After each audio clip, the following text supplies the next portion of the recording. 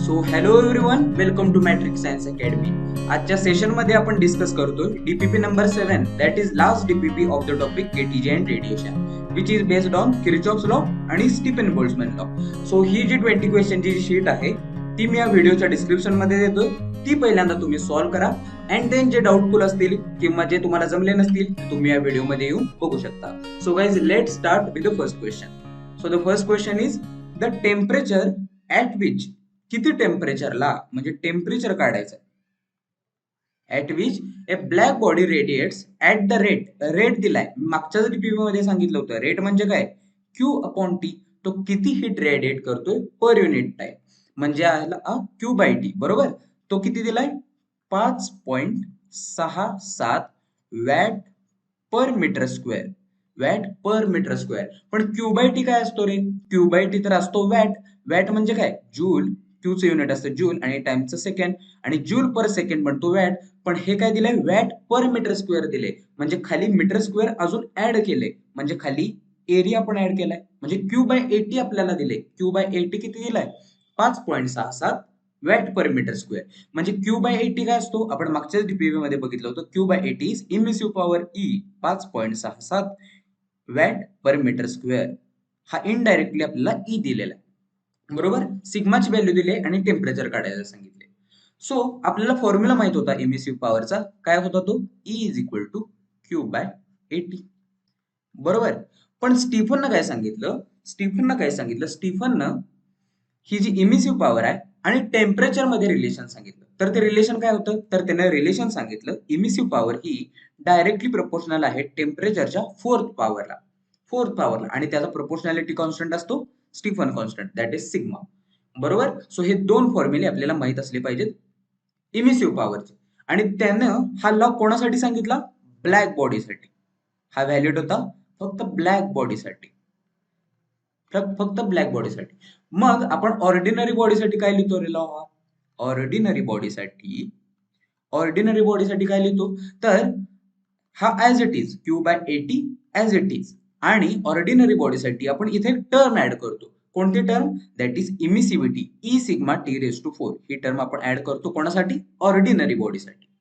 बरोबर. इथं का ई लिहित नाही, कारण आपल्याला माहिती आहे ब्लॅक बॉडीसाठी हा ई हा 1 असतो. बरोबर. So 1 into sigma T raise to 4, right. So हे दोन फॉर्म्युले तुम्हाला लक्षात असले पाहिजे, दोन रिलेशन्स. सो काय काढायचं आहे आपल्याला आता, ई आणि ई माहितीये, सिग्मा माहितीये, टेम्परेचर काढायचं. So E is equal to sigma T raise to 4 आहे. बरोबर. टी रेज टू 4 काढायचं आहे. Is E by sigma. बरोबर. ई किती आहे, 5.67. सिग्मा किती असतो रे, सिग्माची व्हॅल्यू लक्षात ठेवा, 567 इंटू 10 रेज टू -8. लक्षात ठेवा, एक ला एक गेला, 10 रेज टू 8 वरती गेला. हा काय बनला, T raise to 4. So T raise to 4 काय बनला, तर 10 रेज टू 2 रेज टू 4. बरोबर. सो हा 4 ला हा 4 गेला. टेम्परेचर किती आलं, 10 रेज टू 2 म्हणजे 100 kelvin. Option number C is the correct choice. The unit of Stefan constant, आताच आपण फॉर्म्युला बघितला होता, E is sigma T raise to 4. E is equal to Q upon 80 is equal to sigma T raise to 4. E is equal to Q upon 80. हा formula तर आपल्याला माहितच होता, पण स्टीफननं काय सांगितलं, टेम्परेचर बरोबरचं रिलेशन सांगितलं, sigma T raise to 4. So इथून स्टीफन कॉन्स्टंटचं युनिट काय मिळेल आपल्याला, तर इथून तुम्हाला सिग्मा मिळेल. टेम्परेचरला जर तुम्ही त्या बाजूला नेलं खाली, A T T raise to 4. बरोबर. तर आता युनिट काय मिळेल, क्यूचं युनिट असतं जूल, एरियाचं युनिट असतं मीटर स्क्वेअर, टाइमचं युनिट असतं सेकंड, आणि टेम्परेचरचं युनिट असतं केल्विन. सो सिग्माचं युनिट काय बनलं, joule per metre square second, kelvin raise to 4. Option number B is the correct choice. Simple. दोन स्पिअर आहेत, ए आणि बी स्पिअर. ठीक आहे, सेम कलरचे आहेत, रेडियस दिले, याची रेडियस आहे 8 सेंटीमीटर, याची रेडियस आहे 2 सेंटीमीटर. ठीक आहे. केप्ट ॲट टेम्परेचर, दोघांचं टेम्परेचर पण दिले, किती, 127 डिग्री सेल्सिअस आणि ह्याचं दिलंय 527 डिग्री सेल्सिअस असं दिलेलं आहे. पण आपल्याला टेम्परेचर डिग्री सेल्सिअस मधलं लागतं का, आपल्याला तर केल्विन वाले लागतं. सो ह्याला केल्विन मध्ये कसं करणार, 127 प्लस 273 म्हणजेच किती, 300 केल्विन, सॉरी 400 केल्विन. बरोबर. ऍडिशन करा. आणि ह्याचं केल्विन मध्ये कसं करणार, 527 प्लस 273 म्हणजे 800 केल्विन. बरोबर. सो दोघांचे टेम्परेचर आपल्याला मिळालेले. Then ratio of energy radiated by A and B ratio of energy radiated by A upon energy radiated by B किती असेल असं त्यांनी विचारलंय. हा 0.5 ए ऑप्शन आहे. हा वरचा चुकून वरती गेलाय, प्रिंटिंग मिस्टेक आहे. बरोबर. सो विचारलं काय आहे, E A by E B energy radiated. Energy radiated म्हणजे काय, तो किती हीट रेडिएट करतोय per unit time of A upon तो किती हीट रेडिएट करतोय per unit time of B. म्हणजे एनर्जी किती रेडिएट करतोय, क्यू बाय टी किती रेडिएट करतोय, तो किती एनर्जी रेडिएट करतोय per unit time of A upon तो किती हीट रेडिएट करतोय, किती एनर्जी रेडिएट करतोय ऑफ बी, हे आपल्याला फाइंड करायचं आहे. बरोबर. दोन फॉर्म्युला आपल्याला माहित पाहिजे. कोणते, E is equal to Q by AT हा तर आपल्याला माहित होता, आणि स्टीफन लॉचा फॉर्म्युला कोणता, सिग्मा टी रेज टू 4. बरोबर. हा कोणासाठी होता, हा कोणासाठी होता, ब्लॅक बॉडीसाठी. पण ही कोणती आहे, दोन स्पेअर आहेत, ऑर्डिनरी बॉडी. सो इथं आपण इमिसिव्हिटी वाली टर्म ऍड करतो. ठीक आहे. आपल्याला काढायचं काय आहे, Q by T. Q by T काढायचं आपल्याला. क्यू बाय टीच्या टर्म्स मध्ये आपल्याला रेशो पाहिजे. सो इथून तुम्हाला कळेल क्यू बाय टी काय मिळेल. ए ला जर तुम्ही त्या बाजूला नेला, E sigma T raise to 4, E sigma T raise to 4, आणि ए ला त्या बाजूला नेला म्हणजे E sigma A T raise to 4.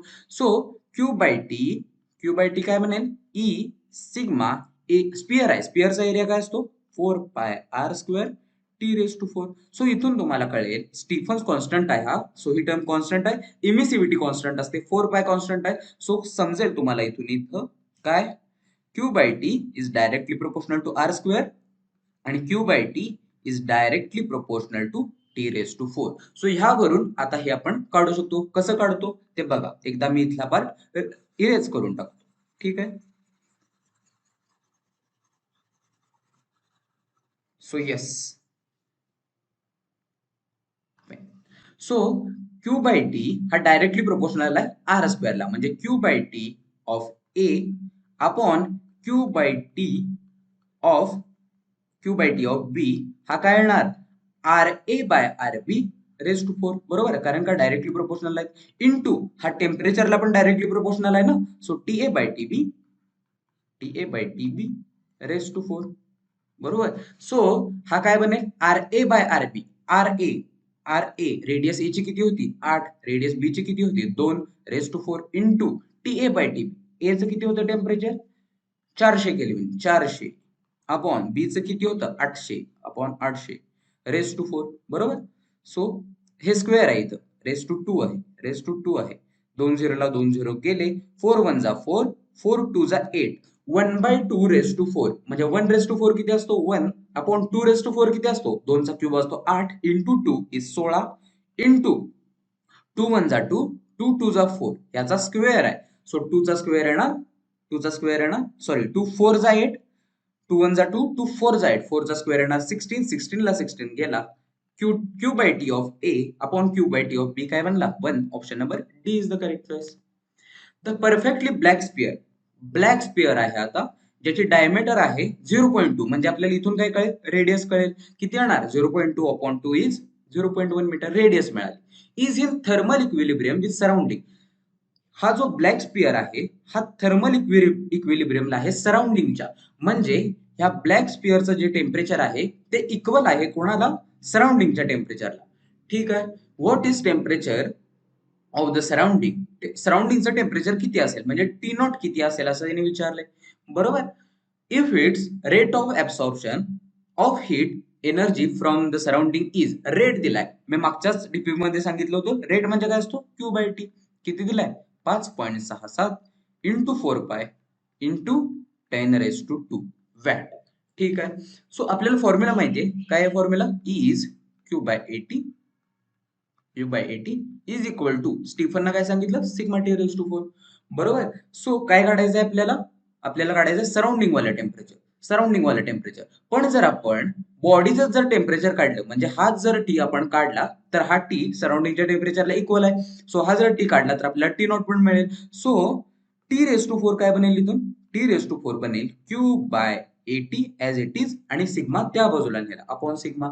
So Q upon area किती आहे, एरिया काय असतो स्पियरचा 4 पाय आर स्क्वेअर, रेडियसचा स्क्वेअर 0.1 चा स्क्वेअर म्हणजे 0.1 into 0.1 that is 0.01 into area झाला टाइम.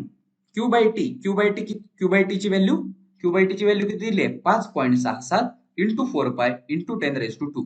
ही इथं मी लिहून टाकतो वरती क्यू बाय टीची व्हॅल्यू. बरोबर. So 5.67 into 4 pi into 10⁻². हा बनला क्यू बाय टी. आणि सिग्माची व्हॅल्यू किती असते 567 इंटू 10⁻−8. बरोबर. हा काय बनला T⁴. 5.67 ला 5.67 गेले 4 पायला 4 पाय गेला. काय काय राहतंय 10⁻² अपॉन खाली 0.01 म्हणजे 10⁻² इंटू 10⁻−8. बरोबर. हा काय बनला T⁴. 10⁻² into 10⁻−8 is 10⁻−10. वरती गेला 10⁻², 10⁻12 बनेल. 10 प्लस 2 इज 12. कॅल्क्युलेट करून बघा. हा काय बनला T⁴. बरोबर. सो टेम्परेचर काय बनेल 10⁻12 म्हणजे काय असतो रे 10⁻3⁴. बरोबर. Is equal to T⁴. So 4 ला 4 गेला. टेम्परेचर किती बनणार 10⁻³ म्हणजे 1000 केल्विन. हे कोणाचं बनलं बॉडीचं टेम्परेचर. पण हे कोणाला इक्वल आहे सराउंडिंग वाल्या टेम्परेचरला. सो T0 पण किती बनेल 1000 kelvin. Option number C is the correct choice. दोन आयडेंटिकल मेटल बॉल्स आहेत. At temperature 200. दोन मेटल बॉल्स आहेत 200 डिग्री सेल्सिअस आणि 400 डिग्री सेल्सिअस. म्हणजे T1 होता 200, एकाचं टेम्परेचर होतं 200, एकाचं टेम्परेचर होतं 400. ठीक आहे 400 degree Celsius. Kept in air at 27 degree Celsius. Air मध्ये ठेवला म्हणजे काय दिले हे सराउंडिंग वाला टेम्परेचर दिले. सराउंडिंग वाला टेम्परेचर किती 27 degree Celsius. Then ratio of net heat loss by this bodies is. So इथून पुढे केटीज मध्ये जेव्हा तुम्हाला विचारतील नेट रेट हीट लॉस, तेव्हा नेट लॉस ऑफ हीट जेव्हा तुम्हाला विचारतील तेव्हा काय काढायचं. तर आपल्याला माहितीये इमिसिव्ह पॉवरचा फॉर्म्युला असतो Q/8. आणि स्टीफननं काय सांगितलं सिग्मा T⁴. हा फॉर्म्युला असतो ब्लॅक बॉडीसाठी. बरोबर. हा फॉर्म्युला असतो ब्लॅक बॉडीसाठी. आणि जेव्हा ऑर्डिनरी बॉडी असते तेव्हा आपण इथं ई ला ऍड करतो. इथपर्यंत क्लिअर आहे. पण आता इथं एक नवीन टर्म ऍड होते जेव्हा आपण net loss of heat find करत असतो. जेव्हा आपण net loss of heat find करत असतो तेव्हा इथे नवीन टर्म ऍड होते दॅट इज सराउंडिंग वाले टेम्परेचर. सो हे सराउंडिंग वाले टेम्परेचर आपण ह्यामधून मायनस करतो. सराउंडिंग वाले टेम्परेचर ह्यामधून मायनस करतो. T⁴ मायनस करतो. असं का करतो कारण आपला जो ओरिजिनल फॉर्म्युला होता E सिग्मा T⁴ हा कोणासाठी होता इमिसिव्ह पॉवर म्हणजे काय असतं तो किती हीट रेडिएट करतो पर युनिट एरिया पर युनिट टाइम. पण आपल्याला तो किती हीट रेडिएट करतो हे काढायचं नाहीये. आपल्याला काय काढायचंय लॉस काढायचंय. लॉस म्हणजे त्यानं किती लॉस केलं. सो हे सराउंडिंग वाला जे टेम्परेचर आहे त्यामुळे तो काहीतरी टेम्परेचर ऍब्सॉर्ब करेल. सो ते ऍब्सॉर्ब केलेल्या टेम्परेचरमुळे काहीतरी लॉस जनरेट होणार आहे. सो तो लॉस काढण्यासाठी आपण ते सराउंडिंग वाला टेम्परेचर यामधून मायनस करतो. लक्षात ठेवा. सो नेट रेट काढायचंय लॉस ऑफ हीट काढायचंय. Net loss of heat. So जेव्हा तुम्हाला विचारतील net loss of heat that is Q/T. Q/T इथून काय बनणार ए ला त्या बाजूला न्या. A E sigma T⁴ minus T⁴. बरोबर. हे असतं सराउंडिंग वाले temperature. So ratio of net loss of heat of this body. So इथून कळेल हा काय असतो हा रेशो म्हणजे net loss of heat. So इथून तुम्हाला समजेल Q/T is directly proportional to कोणाला डायरेक्टली प्रोपोर्शनल आहे एरिया दोघांचा सेम आहे. ई सेम असतो. एमिसिव्हिटी सेम असते दोन्ही बॉडीची. सिग्मा कॉन्स्टंट आहे. So T⁴ minus T⁴. बरोबर. सो रेशो काय कशाचा काढायचा आहे नेट लॉस ऑफ हीट म्हणजे Q/T एक पहिल्या बॉडीचा आपण Q/T दुसऱ्या बॉडीचा हे आपल्याला फाइंड करायचंय. बरोबर. सो हे टेम्परेचरला डायरेक्टली प्रोपोर्शनल आहे. So Q/T of 1 upon Q/T दुसऱ्या बॉडीचा काय बनेल temperature 1⁴ minus T⁴ upon second बॉडीचं टेम्परेचर 4 मायनस T⁴. बरोबर. सो आता हे मी इथं लिहितो. सो टेम्परेचर 1 किती होतं 200 डिग्री सेल्सिअस होतो. So 200 plus 273 473. 400 plus 273 673. So T1⁴ म्हणजे 473 मायनस T0 27 डिग्री सेल्सिअस म्हणजे 27 प्लस 273 300 केल्विन. बरोबर. मायनस 300⁴ अपॉन T2 किती आहे 673⁴ मायनस T0 किती आहे 300⁴. असा कोणता ऑप्शन दिसतोय का? असा मला ऑप्शन नंबर डी दिसतोय. Correct. Next question. If the temperature of body is reduce to half of it initial temperature, म्हणजे पहिल्यांदा टेम्परेचर होतं T1, आता त्याला हाफ करून टाकलं, T1/2 केलं. देन रेडिएशन पॉवर कितीनं डिक्रीज होईल? म्हणजे पहिला रेडिएशन पॉवर होती E1 किंवा R1, त्याला तुम्ही कन्सिडर करू शकता. तर आता इमिशन पॉवर किती पर्सेंटनं डिक्रीज होईल असं त्यांनी विचारलंय. बरोबर. आपल्याला माहिती आहे E is equal to Q/80 is equal to sigma T raise to. बरोबर. हा फॉर्म्युला माहिती आहे. इथून तुम्हाला समजेल emissive power is directly proportional to temperature raise to 4, म्हणजे E2/E1 is T2/T1 raise to 4. बरोबर की नाही? सो T2 किती आहे रे? T2 म्हणजे टेम्परेचरला आता हाफ करून टाकले, म्हणजे T1/2 इंटू टेम्परेचर 1 किती होतं? त्याने त्याला T1च लिहिले, T1 रेज टू 4. बरोबर. T1 ला T1 गेला, 1/2 इथं राहिला 1, 1/2 raise to 4 is 1/16 is E2/E1. E2/E1 हा काय बनला? E2/E1. पण आपल्याला काढायचं काय आहे? आपल्याला E2 हा किती पर्सेंट डिक्रीज होतोय ते काढायचंय. बरोबर. सो तुम्ही युनिट्स अँड डायमेन्शन मध्ये 11th क्लासमध्ये शिकला असाल, आपण पर्सेंटेज चेंज कसा काढतो? तर E2 हा वरचा ऍज इट इज मायनस हा खालचा E1, मायनस खालचा E1 अपॉन खालचा E1 as it is equal to वरचा 1 ऍज इट इज. सेम इथं जसं केलं तसंच करायचं, मायनस खालचा 16 अपॉन खालचा 16 ऍज इट इज. बरोबर. हे काढल्यानं आपल्याला काय मिळतं? पर्सेंटेज चेंज मिळतो. So 1 minus 16 is minus 15 upon 16. So हे जर तुम्ही डिव्हिजन केलं तर हे तुम्हाला किती मिळेल? अप्रॉक्सिमेटली 0.94 समथिंग बनेल. 0.94 म्हणजे हे मायनस 94% बनेल. मायनस 94% म्हणजे काय? तर E2 हा डिक्रीज झालाय, त्यामुळे हे मायनस साइन इंडिकेट करते. 94%, ऑप्शन नंबर बी. सो कळालं का किती पर्सेंट चेंज होते ते कसं काढायचं?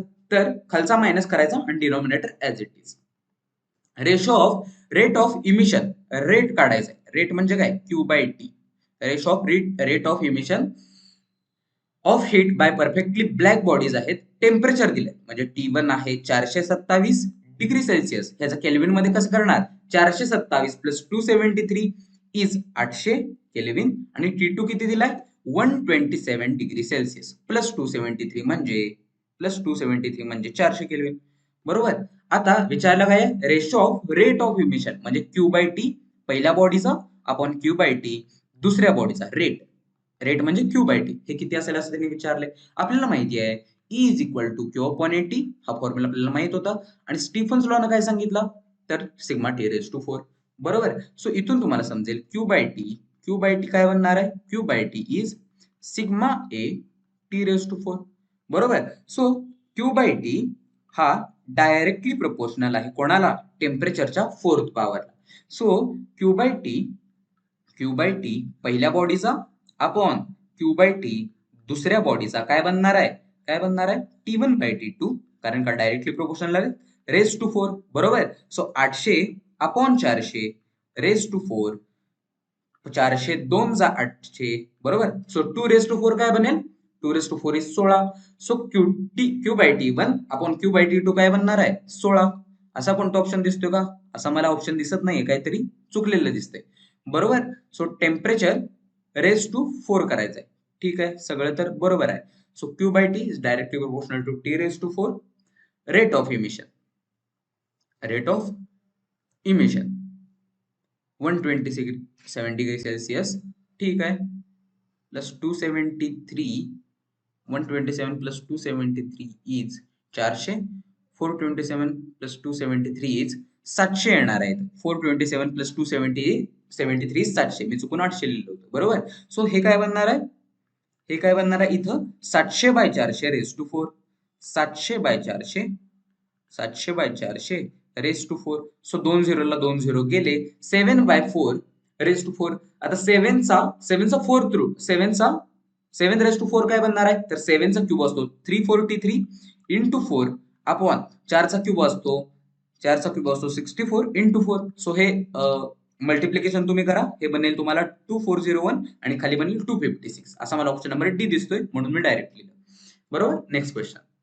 ए मेटल बॉल ज्याचा सरफेस एरिया आहे 200 सेंटीमीटर स्क्वेअर, म्हणजे 200 into 10⁻⁻⁴ metre square, SI unit मध्ये लिहिलं. ठीक आहे. आणि टेम्परेचर दिले. टेम्परेचर किती? Temperature 527 degree Celsius. पण आपल्याला कोणतं लागतं रे? केल्विन वाला लागतं. हे किती येणार आहे? 800 केल्विन. ऍड करा 273 इज सराउंडेड बाय व्हेसल. व्हेसलचं is surrounded by a vessel at 27 degree Celsius. व्हेसलचं टेम्परेचर दिले. सराउंडिंग वाले टेम्परेचर किती असतं ते? त्याला आपण म्हणतो टी नॉट. किती आहे ते? 27 डिग्री सेल्सिअस. पण आपल्याला तर केल्विन वाला लागतं. ऍड करा 273, 300 केल्विन मिळेल. इफ द इमिसिव्हिटी पण दिलेली आहे. किती आहे? 0.4. Then rate of loss of heat. Rate of loss of heat मी मगाशी सांगितलं होतं. Rate of loss of heat म्हणजे काय? क्यू बाय टी आपल्याला फाइंड करायचा असतो. स्टीफन कॉन्स्टंट पण दिलेला आहे. आपल्याला माहिती आहे जेव्हा तुम्हाला क्वेश्चन मध्ये टेम्परेचर देतील आणि सराउंडिंग वाले टेम्परेचर देतील तेव्हा आपण कोणता फॉर्म्युला वापरायचा? E is Q by AT. Q by AT. पण आपल्याला काय काढायचं आहे? Net loss of heat. So sigma T raise to 4 यातून आपण काय मायनस करतो? सराउंडिंग वाला टेम्परेचर यातून मायनस करतो. कारण का आपल्याला लॉस फाइंड करायचा आहे. इंटू इमिसिव्हिटी. बरोबर? कारण का ऑर्डिनरी बॉडी. सो इथून तुम्हाला क्यू बाय टी काय मिळेल? क्यू बाय टी काय मिळेल? A E sigma T raise to 4 minus T not raise to 4. Area काय आहे रे? एरिया आहे 200 into 10 raise to 4. 10 raise to minus 4. E आहे 0.4. सिग्माची व्हॅल्यू आपल्याला माहिती आहे 567 इंटू 10 रेस टू मायनस 8. बरोबर? आणि T raise to 4 temperature raise to 4 म्हणजे 800 raise to 4 minus 300 raise to 4. So हे कॅल्क्युलेशन तुम्ही करू शकता का नाही? सो हे कॅल्क्युलेशन प्लीज तुम्ही करा आणि क्यू बाय टी ची value net loss of heat किती होतोय हे प्लीज तुम्ही कमेंट सेक्शन वरती कळवा. राईट. सो आता आपण नेक्स्ट क्वेश्चन कडे जाऊया. हे कॅल्क्युलेशन तुम्ही प्लीज करा आणि कमेंट सेक्शन वरती कळवा. A body at absolute temperature T आहे. सरफेस एरिया आहे ए. सरफेस एरिया आहे ए. इमिसिव्हिटी आहे ई. विचारलं काय आहे? Rate of loss of heat. आताच आपण बघितलं होतं रेट ऑफ लॉस ऑफ हीटचा फॉर्म्युला काय बनतो? A E sigma T raise to 4 minus T not raise to 4. A E sigma T raise to 4 minus T not raise to 4. Option number B is the correct choice.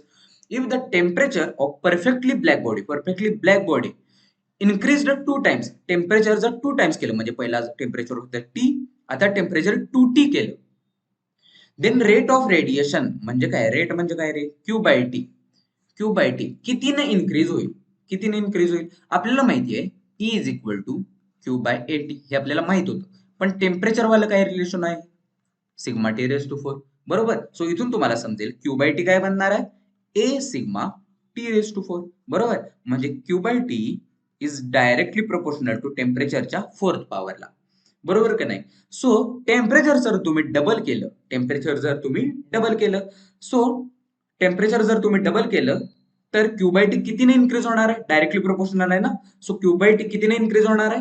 तर 2 raise to 4 न म्हणजे 16 time होणार आहे. करून बघा तुम्ही. Ratio घ्या आणि करून बघा. बरोबर? सो जर ह्याला आपण डबल केलं तर 2 रेस टू 4 होणार ना. इथं 2 रेस टू 4 2 चा फॅक्टर येणार. So 2 raise to 4 is 16. Option number D is the correct choice. The rate of radiation from a black body is rate दिलाय. Rate of radiation from a black body at temperature दिलंय 0 degree Celsius म्हणजे 273 kelvin. बरोबर? Add करा kelvin मध्ये 273. बरोबर? So rate म्हणजे काय? Q by T. Q by T किती दिलाय? E joule per second. Then rate of radiation from this black body at temperature 273 ला म्हणजे पहिला होता टेम्परेचर 273 केल्विन. आता किती आहे? 273 डिग्री सेल्सिअस म्हणजे ह्यात ऍड करा 273 प्लस 273 करावं लागेल केल्विन मध्ये करायला. सो हा काय बनणार आहे? 2 इंटू 273. बरोबर? केल्विन. आणि विचारलं काय आहे? आता किती रेट होईल? आता रेट किती होईल असं त्यांनी विचारले. ह्याला मी क्यू बाय टी 2 म्हणतो. ह्याला क्यू बाय टी 1 म्हणतो. बरोबर? आत्ताच आपण रेशो बघितला होता. Q by T is directly proportional to temperature raise to 4. आत्ताच आपण रिलेशन बघितलं होतं. So Q by T is directly proportional to temperature raise to 4. So Q by T पहिल्या बॉडीचा अपॉन क्यू बाय टी दुसऱ्या बॉडीचा हा काय असणार आहे? Temperature 1 upon temperature 2. Directly proportional आहेत ना रेस टू 4. बरोबर? टेम्परेचर 1 किती आहे? 273 अपॉन टेम्परेचर 2 किती आहे? 2 इंटू 273 रेस टू 4. 273 ला 273 गेले 1 by 2 raise to 4. 1 raise to 4 येणार 1 अपॉन 2 रेस टू 4 येणार 16. हा काय बनला? Q by T 1 upon Q by T 2 जो आपल्याला फाइंड करायचा होता. हा किती बनला? 1 बाय 16. पण क्यू बाय टी वन किती आहे? क्यू बाय टी वन आहे. क्यू बाय टी वन आहे E. Q by T one आहे ई. बरोबर. सो मी इथं लिहितो परत, क्यू बाय टी वन आहे E upon Q by T दुसऱ्या बॉडीचा इज 1/16. सो क्यू बाय टी दुसऱ्या बॉडीचा काय बनणार आहे? 16 ला त्या बाजूला न्या, 16e. Option number A is the correct. Simple. According to Kirchhoff's law, किर्चॉफनं काय सांगितलं? आतापर्यंत आपण स्टीफन्स लॉ बघितला होता. किर्चॉफ लॉनं काय सांगितलं? किर्चॉफ लॉनं सांगितलं आतापर्यंत आपण इमिसिव्ह पॉवर बघितली होती. बरोबर. पण इमिसिव्हिटी काय असते रे? इमिसिव्हिटी असते emissive power of ordinary body upon emissive power of black body. बरोबर. आणि किर्चॉफनं काय सांगितलं? जर एखादी बॉडी काहीतरी ऍब्सॉर्ब करत असेल तर कोएफिशियंट ऑफ ऍब्सॉर्प्शन हा इक्वल असणार आहे कोएफिशियंट ऑफ इमिशनला.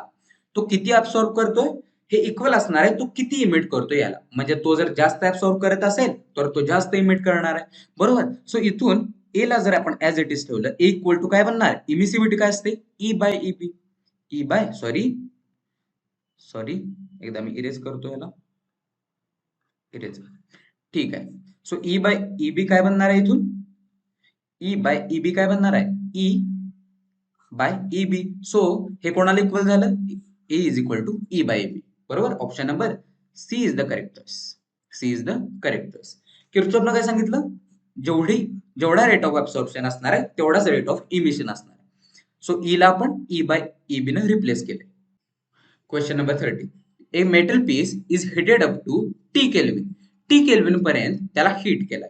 ठीक आहे. The temperature of the surrounding, T kelvin पर्यंत हीट केला. सराउंडिंगचं टेम्परेचर होतं टी नॉट केल्विन. ठीक आहे. Then heat loss to the surrounding due to radiation. आपण मगाशीच बघितलं होतं नेट लॉस ऑफ हीट आपण कसा फाइंड करतो? Net loss of heat is Q by T is equal to A E sigma T raise to 4 minus T not raise to 4. बरोबर. So Q by T is काय formula आपण बघितला होता? A E sigma T raise to 4 minus T not raise to 4. So net loss of heat कोणाला proportional आहे? Sigma T raise to 4 minus T not raise to 4. म्हणजे T raise to 4 minus T not raise to 4. Sigma E आणि A constant आहे. Constant दिलेली. इथे temperature मध्ये relation विचारले. So हे फक्त या दोन्हीलाच प्रोपोर्शनल येणार आहे. Q by T is directly proportional to T raise to 4 minus T not raise to 4. Right. Next question. एक पॉलिश्ड मेटल आहे विथ रफ ब्लॅक स्पॉट. एक मेटल असेल समजा, ह्याच्यावरती एक रफ ब्लॅक स्पॉट आहे. त्याला मी रेड कलरनं ड्रॉ करतो. एक रफ ब्लॅक स्पॉट आहे. ह्याला हिटेड अबाउट 1400 केल्विन पर्यंत ह्याला हीट केलं. ठीक आहे. And quickly taken to a dark room. 1400 kelvin पर्यंत त्याला हीट केलं आणि आता त्याला डार्क रूम मध्ये हा सगळा सेटअप घेऊन गेलेले. Which one of the following will be true? So लक्षात ठेवा, जेव्हा तुम्हाला असे क्वेश्चन विचारतील, म्हणजे एखाद्या बॉडीला हिट केलं, आता त्याला दुसरीकडे आपण घेऊन गेलो, तर कोणता पहिल्यांदा कूल होईल, कोणता पहिल्यांदा जास्त हिट इमिट करेल, तेव्हा एकच लॉ वापरायचा. कोणता law? Kirchhoff's law. Kirchhoff's law. तर किर्चॉफ लॉनं काय सांगितलं होतं? किर्चॉफ लॉनं सांगितलं होतं A is equal to E. A is equal to E म्हणजे जेवढी बॉडी ऍब्सॉर्ब करणार आहे तेवढीच ती इमिट करणार आहे. म्हणजे तिने जर जास्त ऍब्सॉर्ब केलं तर ती जास्त इमिट करेल. आणि आपल्याला माहिती आहे ब्लॅक बॉडीसाठी कोइफिशियंट ऑफ ऍब्सॉर्प्शन हा 1 असतो. बरोबर. म्हणजे ब्लॅक बॉडी ही सगळ्यात जास्त ऍब्सॉर्ब करत असते. सो ती जर सगळ्यात जास्त ऍब्सॉर्ब करत असेल तर ती सगळ्यात जास्त इमिट पण करणार आहे. म्हणजे तिचा ई पण किती बनणार आहे? 1. बरोबर. सो हा जो मेटल आहे त्याच्यावरती ब्लॅक स्पॉट आहे. त्याला जेव्हा आपण हिट देऊ तेव्हा सगळ्यात जास्त कोण ऍब्सॉर्ब करणार? तर सगळ्यात जास्त ऍब्सॉर्ब करणार ब्लॅक बॉडी. कारण का? ब्लॅक बॉडी सगळ्यात जास्त ऍब्सॉर्ब करते. आणि जेव्हा आपण हा सेटअप डार्क रूम मध्ये घेऊन जाऊ तर आता तो काय करायला लागेल? Black spot. तर तो आता हीट इमिट करायला लागेल, हीट सोडून द्यायला लागेल. बरोबर. So as compare to this मेटलच्या कम्पेअर टू ब्लॅक बॉडी काय करेल? जास्त इमिट करेल. कारण का? जेवढा तो ऍब्सॉर्ब करणार आहे तेवढाच तो इमिट करणार आहे. आणि त्यानं सगळ्यात जास्त ऍब्सॉर्ब केले, सो तो सगळ्यात जास्त इमिट पण करेल. Spot will appear brighter than the plate. Option number A is the correct choice. तो सगळ्यात जास्त इमिट करणार आहे ना, सो तो सगळ्यात जास्त इमिट करेल. सो तो सगळ्यात जास्त ब्राईट दिसणार आहे मेटल पेक्षा. बरोबर. सो लक्षात ठेवा, ब्लॅक बॉडी ही सगळ्यात जास्त ऍब्सॉर्ब करते आणि त्यामुळे ती सगळ्यात जास्त इमिट पण करते. हॉट बॉडी आहे will radiate maximum energy if its surface. एक हॉट बॉडी ती मॅक्सिमम एनर्जी कधी रेडिएट करेल? ऑप्शन बघा, white polish, black polish, white and rough, black and rough. आपण आताच बघितलं होतं ब्लॅक बॉडीचा कोएफिशियंट ऑफ ऍब्सॉर्प्शन हा 1 असतो. सो ती सगळ्यात जास्त ऍब्सॉर्ब करणार आहे आणि किर्चॉफ लॉ नुसार ती जर सगळ्यात जास्त ऍब्सॉर्ब करत असेल तर ती सगळ्यात जास्त इमिट पण करणार आहे. सो बॉडी ही पहिल्यांदा तर ब्लॅक असली पाहिजे सो दॅट ती मॅक्सिमम रेडिएट करेल. बरोबर, व्हाईट वाले तर गायबच झाले. ठीक आहे, आता सरफेस हा पॉलिश्ड असला पाहिजे का रफ असला पाहिजे? तर लक्षात ठेवा, सरफेस हा जर पॉलिश्ड असेल म्हणजे मिरर सारखा असेल तर जेव्हा आपण ह्याला हिट देऊ तेव्हा हिट काहीतरी रिफ्लेक्ट पण होणार. बरोबर, सगळी सगळी ती ऍब्सॉर्ब करणार का? नाही करणार, ती काही थोडीफार रिफ्लेक्ट पण करणार आहे म्हणजे तिथं आर पण येणार आहे. आणि जेव्हा सरफेस रफ असेल म्हणजे इथं समजा तुम्ही काहीतरी रेषा मारल्या असतील, ठीक आहे, तेव्हा जेव्हा आपण हिट देऊ तेव्हा ती सगळीच्या सगळी ऍब्सॉर्ब करणार, ती रिफ्लेक्ट करू शकेल का? नाही. सो रफ सरफेसचा हा कोएफिशियंट ऑफ ऍब्सॉर्प्शन हा जास्त असतो as compare to polished surface. So rough सरफेसचा ऍब्सॉर्प्शन जास्त असेल तर त्याचं इमिशन पण जास्त असणार. सो कोण मॅक्सिमम रेडिएट करेल? जर सरफेस ब्लॅक असेल आणि रफ असेल. बरोबर, option number D is the correct. हा part of an ice block आहे, त्याचा हा part is covered with black cloth. हा पार्ट होता अर्धा पार्ट, त्याच्यावर ब्लॅक क्लोथ आहे, त्याच्यावर आहे ब्लॅक क्लोथ आणि half rest part is covered with white cloth आणि हा पार्ट होता तो व्हाईट क्लोथ न झाकून दिला. ठीक आहे, केप्ट इन सनलाइट मध्ये ठेवलं. आफ्टर सम टाइम, थोड्या वेळानं क्लोथ्स आर रिमूव्ड, क्लोथ्स काढून टाकले. See the melted ice, which of the following option is correct? Ice covered with white cloth will melt more का black cloth with melt more? विचारले. ठीक आहे, आपल्याला माहिती आहे ब्लॅक बॉडी जी असते ती सगळ्यात जास्त ऍब्सॉर्ब करते म्हणजे ही वरची जी सनलाइट आहे ती ब्लॅक बॉडी सगळ्यात जास्त ऍब्सॉर्ब करणार आहे. आणि जर त्यानं सगळ्यात जास्त हीट ऍब्सॉर्ब केली तर हा आईस, ह्या बाजूचा आईस सगळा मेल्ट होऊन जाणार आहे. बरोबर, सो ब्लॅक बॉडीवरचा black cloth will melt more. Ice वरचा जो ब्लॅक क्लोथ आहे त्या बाजूचा आईस हा सगळ्यात जास्त मेल्ट होणार आहे. Option number B is the correct choice. Which of the following statement is wrong? कोणतं स्टेटमेंट हे रॉंग आहे असं त्यांनी विचारले. Rough surfaces are better radiator than smooth surface. आपण आताच बघितलं होतं, रफ जर सरफेस असेल तर तो पॉलिश सरफेस पेक्षा जास्त ऍब्सॉर्ब करतो. बरोबर, सो जर तो सगळ्यात जास्त ऍब्सॉर्ब करत असेल तर तो सगळ्यात जास्त इमिट करणार. ऑप्शन नंबर ए बरोबर आहे. हायली पॉलिश्ड मिरर आहे, आता पॉलिश्ड मिरर आहे, गुड रेडिएटर आहे असं त्यांनी म्हणलं. असणार आहे का रे? जर ह्याला आपण हिट दिली तर तो सगळ्यात जास्त ऍब्सॉर्ब करणार का? नाही करणार, तो काही हिट इमिट पण करेल, काही हिट इमिट नाही, काही हिट तो रिफ्लेक्ट पण करेल. सगळी ऍब्सॉर्ब करेल का? नाही करणार. सो याचा कोएफिशियंट ऑफ ऍब्सॉर्प्शन हा कमी असतो. आणि जर ए इज इक्वल टू ही ई हे आपल्याला माहिती आहे. सो जर त्याचा ए कमी असेल तर तो इमिट पण कमी करेल. So highly polish surface are good radiator नसतात. Option number B is wrong, म्हणजे करेक्ट ऑप्शन आहे option number B. Black surfaces are better absorb. आपल्याला माहितच होतं ब्लॅक सरफेसेस हा जास्त ऍब्सॉर्ब करतात. कोएफिशियंट ऑफ ऍब्सॉर्प्शन हा त्यांचा 1च असतो. ठीक आहे, black surfaces are better radiator. So जर ते सगळीच्या सगळी हिट ऍब्सॉर्ब करत असतील तर ते सगळीच्या सगळे इमिट पण करणार आहे, रेडिएट पण करणार. Option number D is the correct choice. D पण बरोबर आहे, म्हणजे बी हा रॉंग ऑप्शन आहे. बरोबर. Next question. 4 identical copper cylinder आहेत, पेंट केलेले आहेत. If they are all heated to same टेम्परेचरला त्यांना हिट केलं and left in a vacuum, which will cool most rapidly? कोणता सगळ्यात जास्त लवकर कूल होईल असं त्यांनी विचारले. Painted with shiny white, painted with shiny black, rough black, rough white. तर आपल्याला माहिती आहे ब्लॅक बॉडी जी असते ती सगळ्यात जास्त ऍब्सॉर्ब करते. बरोबर, आणि ती सगळ्यात जास्त ऍब्सॉर्ब करते त्यामुळे ती सगळ्यात जास्त इमिट पण करते. बरोबर, म्हणजे जर आपण ह्या ब्लॅक बॉडीला जर आपण हीट दिली तर ती सगळ्यात जास्त लवकर इमिट पण करणार आहे, म्हणजे तो सगळ्यात जास्त लवकर कूल पण होणार आहे. इमिट करणं म्हणजे काय? हिट तो सोडून देतो. सो ब्लॅक बॉडी ही सगळ्यात जास्त कूल पण होणार आहे. सो ब्लॅक असली पाहिजे पहिल्यांदा. तर आता शायनी असली पाहिजे का रफ असली पाहिजे? आपल्याला माहित होतं शायनी म्हणजे काय?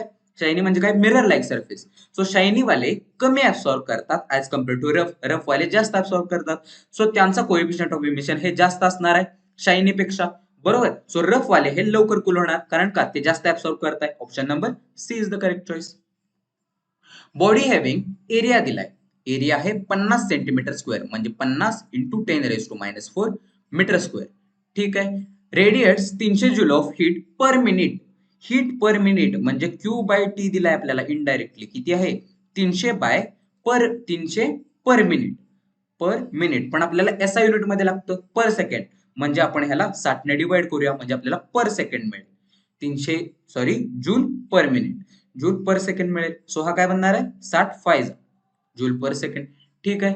इमिसिव्हिटी ऑफ बॉडी, इमिसिव्हिटी किती असेल असं त्यांनी विचारले. आणि काय दिलंय टेम्परेचर दिले बॉडीचं 7 to 7 डिग्री सेल्सिअस, म्हणजे 7 to 7 डिग्री सेल्सिअस केल्विन मध्ये लागतं आपल्याला, इज 1000 केल्विन.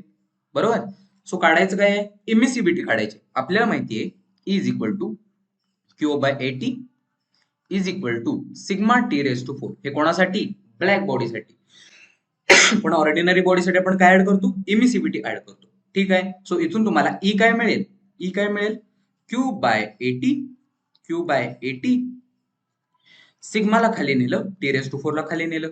सो आपल्याला माहिती आहे Q/T ची व्हॅल्यू दिली आहे, Q/T ची व्हॅल्यू दिली आहे, एरिया माहिती आहे, सिग्माची व्हॅल्यू आपल्याला माहिती आहे, टी टेम्परेचर दिले. सो तुम्ही ई काढू शकता का नाही. सो हे कॅल्क्युलेशन तुम्ही प्लीज स्वतःहून करा, फॉर्म्युला मी तुम्हाला लिहून दिलेला आहे. सो कॅल्क्युलेशन वाला पार्ट तर तुम्ही स्वतःहून करू शकता. ठीक आहे. सो जर काही तुम्हाला डाऊट आला तर कमेंट सेक्शन वरती कळवा, आणि हे कॅल्क्युलेशन प्लीज तुम्ही स्वतःहून करा.